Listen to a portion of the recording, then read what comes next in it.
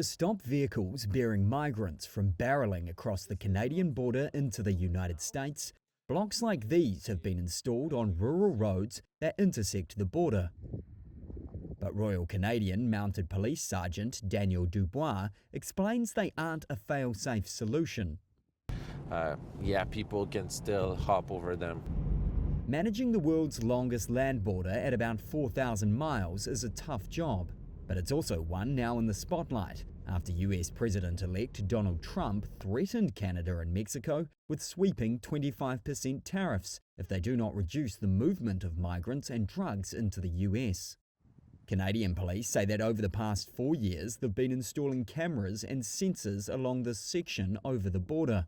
But for us, we typically will not arrest a migrant. But officials like Charles Poirier acknowledge they are limited in what they can do to stop southbound migrants who are typically in Canada legally. Well, here's the thing. They haven't committed an offense until they've crossed into the United States. So our focus for the past few months, and actually the past year and a half, has been on arresting and prosecuting the smugglers. 4 migration experts Reuters spoke with were unsure how new border security technology and equipment would prevent crossings. Canadian politicians admit the show of border strength is about creating an impression of security. Push people to cross through. And refugee advocates like Carlos Rojas Salazar argue the restrictions do not deter migrants. When you try to cross a border, the only thing that you do is that you are pushing people to risk it. And you are increasing the royalties that organized crime are getting.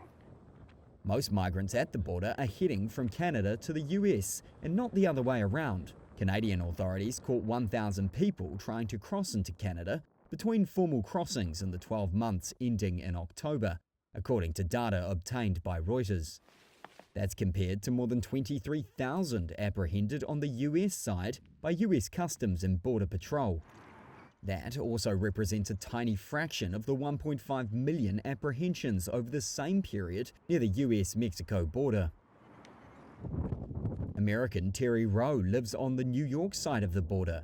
He says his motion-sensing cameras regularly film migrants crossing the border on foot, mostly towards the US. It makes us a little nervous, so. Yeah. You know, when it's 70 feet from your bedroom window. I mean, we keep our doors locked. But recently, he has noticed more heading north towards Canadian soil. Canadian law enforcement are also bracing for a potential influx of migrants fleeing Trump's threat to carry out mass deportations once he is in the White House. They say they have redeployed officers across the border to try prevent a surge.